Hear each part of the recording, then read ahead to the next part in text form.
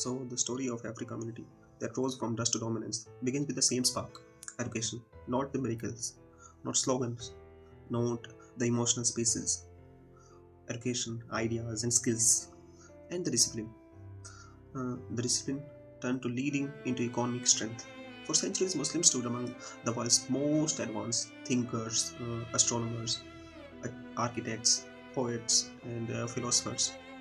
Today, most of the Muslim world stands outside the gates of global economy, watching others building the future, while we argue about our past and refuse to understand our present. I'm making this video about not about the shame, it's about survival. It's about taking a community standing at the edge of economic collapse and pulling it back with only because the truth is simple. An uneducated community becomes cheap labor, and an educated community becomes an economy of a country of the world. So, world does not respect the pupil, do not understand how money works, how industries grow, how skills evolve, how the technology rewrites every job every decade. For too long, we have survived emotionally, spiritually, socially, religiously. But now, and presently, we are not surviving economically. Poverty is not the test of heaven. Poverty is a result. Poverty is a system. Poverty is mindset. Poverty, what happens when community stops the learning? Because अगर हम पढ़ाई नहीं करते ना तो तरक्की भी नहीं करते, और तरक्की से ही इज्जत मिलती है, और इज्जत अगर तुम्हें दुनिया नहीं देगी ना तो तुम एक सस्ते मजदूर ही कहलाओगे सारी जिंदगी, एक फकीर कहलाओगे. Today's world doesn't ask what about you belong, what surname you carry, or what history you are proud. The world asks one question: what can you do? And if you answer nothing, then world also answer you back brutally. World will abuse you, then you'll hurt. But many of the pupils are not able to go that system where pupils brutally ask them, you have to do something to survive. The world runs on skills, not the sympathy. And we are the person who wants sympathy every time. I don't know why. So the global economy is not kind. It doesn't wait for anymore. It rewards those who adopt, punishes those who stay still. Every industry is changing faster than ever. Automation, AI, robotics, biotechnology, data science, aerospace, finance, manufacturing, healthcare, renewable energy, these are not distant fields. These are the new battlefields for power. But the Muslim community remains mostly absent from all of them. It's the harsh truth. We are present where the world pays the least. Low skill, low wage, replaceable labor. We work the hardest but earn the least. We produce sweat, not ideas. We give time, not innovation. And the brutal truth is simple: laborers survive, innovators lead. We are not leading the world. The global economy is built by the people who can think, solve problems, innovate, design, calculate, lead, and create. That require education, not just degrees, but real skills. The tragedy is not that Muslims are poor. Tragedy is that Muslims are stuck in a loophole where we don't want to educate our children, and we are not doing something to educate our children. The economical trap of low skill communities is this, which is happening now. Once a community becomes low skilled, a cycle begins, a cycle almost impossible to break without education. Let me explain it. Low skill leads to low income everywhere, not at this time, and low income leads to low school, low environment, which is you are surrounded with that environment, and poor environment leads to children grow up without ambitions. And what we do without ambitions? No ambitions leads to no higher education. No higher education leads to whole community become a cheap labor. It's our present. I know that it's very harsh, but it's truth. But do cheap labor. Cheap labor, no influence, no power, no dignity. And without dignity, how the world treats the pupils? What happens then? A person have no dignity. He face discrimination, favor of opportunities, and favor of opportunities leads to return to step one. This is the cycle which is uh, we are following. We are stuck in that loophole. This is not fate. This is mathematics, the simple mathematics. And anyone who thinks poverty is a sign of humility should remember one thing: ignorance is never holy. और we think it's our destiny. जिंदगी का सबसे बड़ा जुल्म तो यही है, अपने बच्चों को तुमने अनपढ़ रख दिया. The global economy doesn't run on emotions. It runs on ability. And right now, the Muslims world, a lack of ability, the world pays for.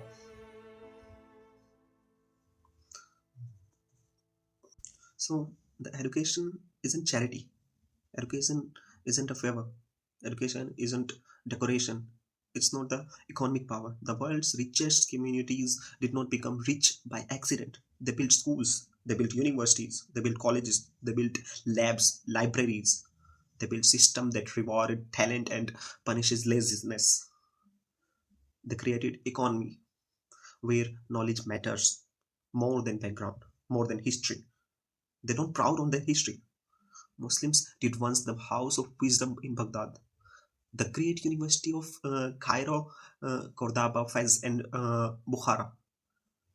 These were not religious buildings, these were economic engines. Students from around the world came to study mathematics, astronomy, medicine, geography, architecture, literature, chemistry, philosophy. Muslim scholars invented tools that made trade easier, navigation safer, travel faster, farming and more efficient.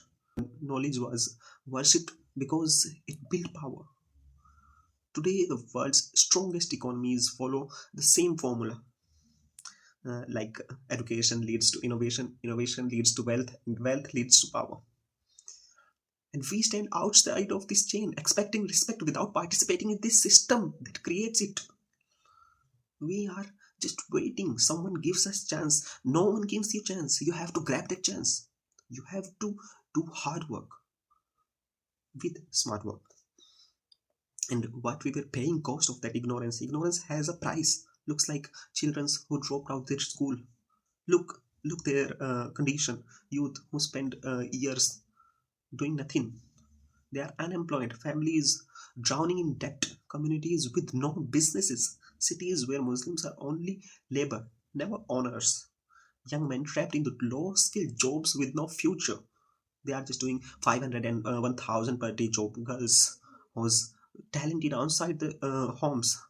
Entire population depends on handouts. The generation without dreams. The community without power. They are doing nothing. This is how people disappear economically, even if they survive culturally and religiously. But what about economically? And the worst part, none of these caused by enemies, it caused by us. The walls we built out, we made it us slaves. तुम्हारी लड़ाई किसी और से नहीं है. कोई और नहीं रोक रहा है तुम्हें आगे बढ़ने से. तुम खुद ही हो. तुमने अपना खुद का हाल खुद ऐसा बनाया. The global economy does not wait for slow learners. They want smart minds. Look at the world around you. Look at China. They are building AI cities. South Korea turned into education into economic weapon. Japan built its industries every decade. The West invests billions in research. Small nations like Singapore and Qatar dominate global sectors through the knowledge, not by the population. India is pushing STEM education aggressively. And Muslims, we are still debating whether studying is Western or we are still debating Shia Sunni Deobandi Barelvi. This is economics suicide. When religious identity blocks education, the community collapses economically. Faith was never meant to be an obstacle to learning. Islam's earliest scholars were mathematicians, physicists, astronomers, and doctors. But today we treat knowledge like a threat. Education doesn't matter in Muslim community. Where Muslim stands in a modern economy, you know where stand. the least part. Across the world, Muslims suffer from the same pattern: most lowest literacy rate, lower university enrollment, lower skill and employment, minimal participation in science and technology, weak presence in research and entrepreneurship, high dropout rate, little economy mobility, very few global industry leaders. This is not racism. This is not. This is the result of 200 years of refusing the modernization. If a community doesn't invest in education, the economy treats that community like disposable labor, and that exactly what happening now with us. Our present is very brutal. You have to accept this. If you have brain which is working, if we don't produce business owners, someone will. If we do not produce thinkers, someone else will. And those who produce the thinkers, who produce the rulers of the world, what they do, we don't have any idea what we have to do. So one of the biggest obstacle to Muslim economic improvement is the belief that circumstances are purely destined. That poverty, backwardness, failure is written in fate. No, nothing is written in your fate. It's your own mindset. This mindset kills effort before even begins. Fate didn't create economic decline. It's you. Choices did, system did, neglect did. And only new choices will undo the old ones. But we are the person who are not trying to think. So every thriving nation rewrote its fate through schooling, reforms, discipline, and long-term planning. Nothing changed for them overnight. Japan rebuilt after destruction many times. China rebuilt after hunger. South Korea rebuilt after war. They all embraced one rule: educate every single child or perish. But we often escape responsibility by saying we escape from responsibility by saying Allah will take care of it. Allah commanded learning. He did not command passiveness. A community that refuses to prepare its children. We refuse our children for the modern world. Should not be surprised when the modern world leaves them behind. And you are thinking that someone will change your destinies accidentally. किस्मत उसी दिन बदलती है जब हम अपना खुद का दिमाग बदलना सीख लें. हम अपना खुद का दिमाग नहीं बदल पा रहे हैं. हम किस्मत कैसे बदल लें? We are just proud on our culture, our history, but we are not thinking what's our present. Whenever the Muslims are pushed towards serious education, the same excuses are appear. You know what excuses? Excuses are हम गरीब हैं, हमारे पास resources नहीं है, government हमारा साथ नहीं देती है. बस हमेशा यही बातें बोलेंगे कि प्राइवेट स्कूल महंगे हैं. जरूरत क्या है इतनी पढ़ाई करने की? क्या होगा, नौकरी तो मिलती नहीं है, डिग्री लेकर करोगे ही क्या? These are your excuses. Have you tried to make yourselves better? These excuses become permanent mental walls, and once walls from dreams die inside them. Garibi is not the reason. China was poorer, then Korea was poorer. Bangladesh was called the poorest place on earth, and now Bangladesh is beating Pakistan and competing globally. Poverty becomes strength when a nation sees education as escape, not expense. Through our education, we can change our whole nation, whole community, and the level of thinking of whole world. Resources, libraries today not cost nothing. Online learning is almost free. Skills can be learned on smartphone. The excuses are not about resources; they are about comfort. We stuck in a loophole. We just say that we don't want to educate our children, but we say indirectly government, a community that waits for the government to fix its failure, is already finished. Real progress always begins inside the homes, schools, and neighborhoods. And you know how your neighborhood is working, how your city, how whole globe is working. Private schools, some of the world's greatest minds came from broken classrooms. Government schools, There are too many examples, and even no schools. They taught themselves their ambitions, their tuitions. The real question is, what do we have? The real question is, what do we want badly enough to fight for? Are we trying to escape from this prison, this mental prison? This religiosism is preventing us to get more educated, more human. A tragic misunderstanding has crippled Muslim thought that worldly education somehow steals spiritual identity.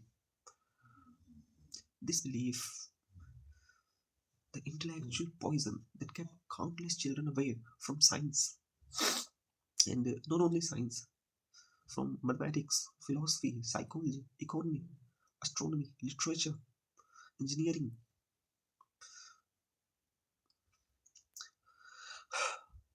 Somehow we forget that the early Islamic world was the very engine of global science. We forgot our idols, Al Khwarizmi, who invented algebra, Ibn al Haytham, who created the foundations of optics, Ibn Sina, the medical encyclopedia, ruled Europe over 600 years. Al Biruni, who wrote some of the greatest scientific works in history. Muslim architects engineered wonders long before Europe. But we don't saw those peoples as our idols because we made it our idols some radical politicians. These were not Western subjects, these were not Muslim legacies, but somewhere across centuries, learning became divided into holy and worldly, and this division served the community's economic spine.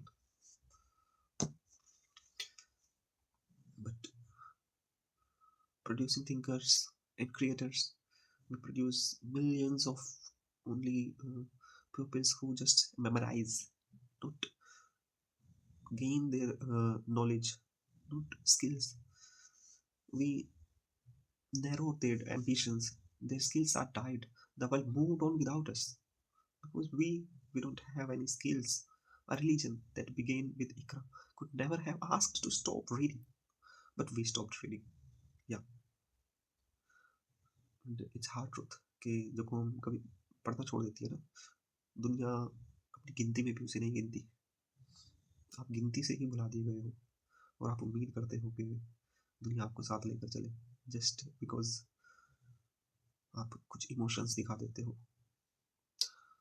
Islam honors every form of honest work. The Prophet lifted brick. The companions farmed, traded, stitched, built, traveled. Work was dignity, but work was also skill. But, today, today Muslim communities across the world often remain trapped in the lowest skills. They are working in very cheap labor sectors like rickshaw driving, labor work, cleaners, helpers, daily wage roles, basic mechanics, small shops, hawkers. The honest occupations, but economically fragile. They didn't get good amount of money because they are not doing something good. They are just earning money for their daily expenses. They do low skill work like no career growth, no job security, low income, and high physical exhaustion, and easy replacement, almost no respect, zero economic power. And that's why we always said when a community's economic role is only physical labor, the world never sees that a community as an equal. They treat us like a slave. It sees them as a necessary but replaceable. Progress begins when work becomes skill and skill becomes mastery. If if a Muslim boy repairs tire in a puncture shop at 14, the world will call him puncture boy. But if he became an engineer at 24 or 24 age, the same world will call him sir. They gave respect to him. Respect doesn't come from dignity. Respect comes from ability. It's come from the skills which we don't have. At the age of AI, we have to do lots of work on our skills, on our education. How education builds the power economy. Education is not about a certificate, it's about transformation. It changes how you think, how you speak, how you analyze your problems, how you understand the world, and how you build your own place in it. Economic power comes from individual who can create value. Engineers create systems, doctor creates health, teacher creates minds, and scientists creates innovations. Business creates the jobs. Technicians creates the efficiency. Designer creates the solutions. Writer creates the influence. Researcher creates the knowledge. Every skill add a weight to a community. Every unskilled person removes weight from it. And when a community becomes too light, society blow it around like dust. They treat like a slave, and we are treated like a slave from many years. One educated person improve only their own life. One educated family transform the next 10. One educated neighborhood transform the next 1,000. One educated generation transform the future. Economic growth is not a miracle, it's a multiplication. Here's a pattern seen globally. Generation 1. One person studied hard gets a stable job. And generation 2. The children grow up in a home where books are normal, exams are important, and studying is routine. Then generation 3.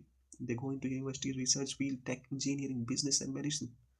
Three generation, and poverty is extinct. This is exactly how today wealthy and influential communities rebuild themselves. They didn't wait for policy, charity, miracles. They built literacy the way others' houses, brick by brick. The Muslim was trying to skip steps. We want success without grind. We want status without skills. We want progress without discipline. But the world has never worked like that. बिना मेहनत की तरक्की बस हसीन ख्वाब होती है, इससे ज़्यादा कुछ नहीं होता. And when community refuses to think, what happened with them? One of the worst economist diseases in the Muslim world is intellectual laziness. People avoid hard subjects, they avoid critical thinking, they avoid books that challenge their beliefs, they avoid conservations that questions their assumptions. They want easy motivation, they want not a difficult education, they want quick money, not long-term careers. They want respect without contribution, and they want to protect their comfort even it destroyed their children's future. This becomes a generational catastrophe. Children inherit not just poverty, but the mindset that produces poverty. Breaking this cycle requires something painful, making the community uncomfortable, forcing it to question itself, attacking the excuses, exposing the lies, destroying the false beliefs. Because is the enemy of the growth. Comfort is the enemy of the growth. When religion becomes an escape from thinking, religion is meant to purify the mind, not paralyze. But in many Muslim communities, religion is used to escape from intellectual effort. Instead of solving problems, people say Allah will fix it. We not. Instead of studying, they say duas will fix it. Instead of learning, they say risk is written. Instead of upgrading their knowledge, they say deen is enough. This is misuse of faith kills entire futures. The early Islamic world embraces philosophy, logic, mathematics, science, medicine, literacy, astronomy, architecture, and critical inquiry. But today, even the world of philosophy scared people. Ignorance has been misbelieved, and pity, curiosity has been mislabeled as rebellion. Question has been labeled disbelief, and protecting these false walls, communities' economic foundation has collapsed, totally collapsed. The generational damage. When a child grows up in a home where books are rare, parents don't understand subjects, exams are not taken seriously, school attends irregular, tuition money is waste, higher education is luxury, daughter's education is optional, sons are encouraged to start working early. The child is being prepared for one thing only, a life of struggle. This is how poverty becomes hereditary. Education becomes destiny the moment adults take it seriously. A father who reads changes the path of his children. A mother who encourages learning builds a new future. A neighborhood who values a school changes the fate of youth. Economic growth begins with the mothers telling their children, your homework comes before everything. It begins with fathers telling teachers, my child education is your responsibility too. तालीम में कंजूसी करके कोई भी कौम बची नहीं है.